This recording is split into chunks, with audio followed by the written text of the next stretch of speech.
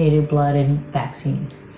And that was what, so I was fired, jailed, without cause, without hearing, without any civil rights at all, just drug out of my house in shackles one day, November 18th, 2011.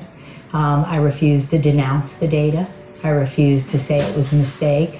We had the data. I showed the data. I showed all of the data, and I just refused. They basically said, tell everybody you made it all up, and you can go home. And if you don't, we'll destroy you. And they did. I mean, economically as a profession, but they didn't, because thank God for my faith and for my husband and for my family and for the patients, because in order to steal one's passion, my passion wasn't money. Scientists don't make money.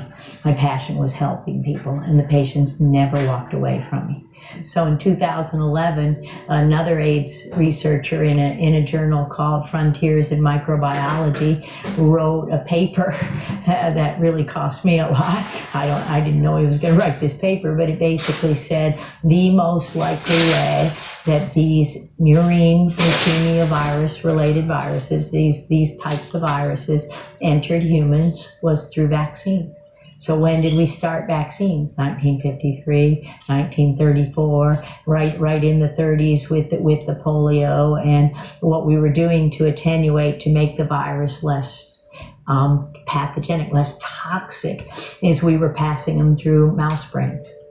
So we were passing them through the brains of mice, and every scientist who works with these viruses and worked at the National Cancer Institute recognized the possibility that if you put human tissue and mouse tissue together, the possibility is that you're going to pick up a virus that is silent in the mouse. That is, it doesn't hurt the mouse, but it kills the human or causes serious disease in the human.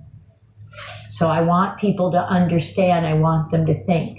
We live in a society where we're bombarded with commercials, big pharma, so they give you all the warning on Opdivo, the immune therapy that's a new chance for new life. And when you look at the little picture at the bottom, it says they live 12 months versus the 9 months of the control. These experiments aren't done. The vaccines don't have to be made or regulated like drugs. They're biologics. They're given a free pass. There's a vaccine court. You can't sue the doctor. You can't sue the manufacturer. There's a federal court that oversees vaccine injury, and it's more corrupt than anything you could ever imagine. And so they do everything they can to keep the public from knowing that every single shot damages you, and you might not see the cancer for 2 decades. And that's the very first thing. If we lived a biblical life, but also a biblical life is render unto Caesar what is Caesar's. That's money. They could have all my money. They don't have any right to do anything to my body.